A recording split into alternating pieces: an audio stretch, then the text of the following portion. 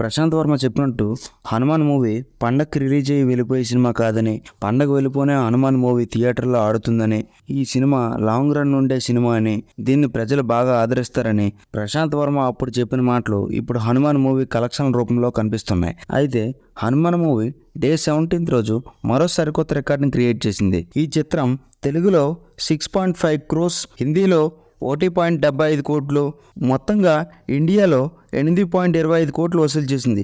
ఇది only 17th day collection మాత్రమే. అయితే ఇదే ఫ్లో కంటిన్యూ అయితే మాత్రం త్వరలోనే 300 కోట్లు చేరే అవకాశం ఉంది. పాన్ ఇండియా స్టార్ ప్రభాస్ హీరోగా నాగవంశి డైరెక్షన్లో వస్తున్న భారీ చిత్రం కల్కి.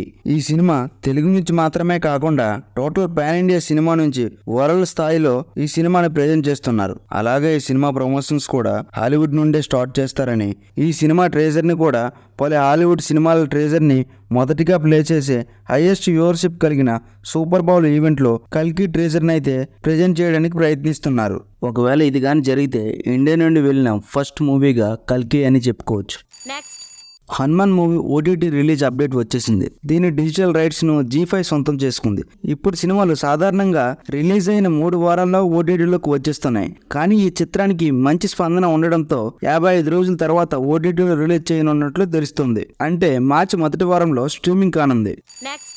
రీసెంట్గా 69th ఫిల్మ్ఫేర్ అవార్డ్స్ గుజరాత్లోని గాంధీనగర్లో జరిగాయి. ఈ వేడుకలో 2023లో రిలీజ్ అయిన మూవీస్ యొక్క విన్నర్స్ను ప్రకటించారు. ఇందులో Ranbir Kapoor and his wife Alia Bhatt, వీళ్ళిద్దరికీ best female actor, best male actor awards దక్కాయి. రణబీర్ కపూర్ యానిమల్ మూవీకి 5 విభాగాల్లో అవార్డ్స్ దక్కగా, ఆలియా భట్కు రాఖీ ఔర్ రాణికి ప్రేమ్ కహానీ మూవీకి 4 అవార్డులు దక్కాయి.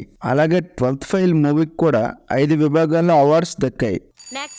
పాయల్ రాజ్పుత్ నటించిన రీసెంట్ బ్లాక్ బస్టర్ మంగళవారం. ఈ సినిమా థియేటర్లో రిలీజ్ అయ్యి సక్సెస్ఫుల్గా మంచి కలెక్షన్లు తెచ్చిపెట్టింది. ఈ సినిమా జైపూర్ ఇంటర్నేషనల్ ఫిల్మ్ ఫెస్ట్లో 4 విభాగాల్లో అవార్డ్స్ దక్కించుకుంది. ఓటీటీలో కూడా మంచి రెస్పాన్స్ తెచ్చుకుంది.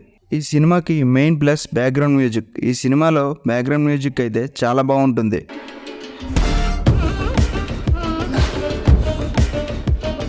ఈ ఫిల్మ్ ఫెస్ట్లో పాయల్ రాజ్పుత్కి ఉత్తమ నటిగా అవార్డు దక్కగా, ఈ సినిమా డైరెక్టర్ ఈ అవార్డ్స్ కేవలం ఆరంభం మాత్రమే అని ఆనందం వ్యక్తం చేశారు.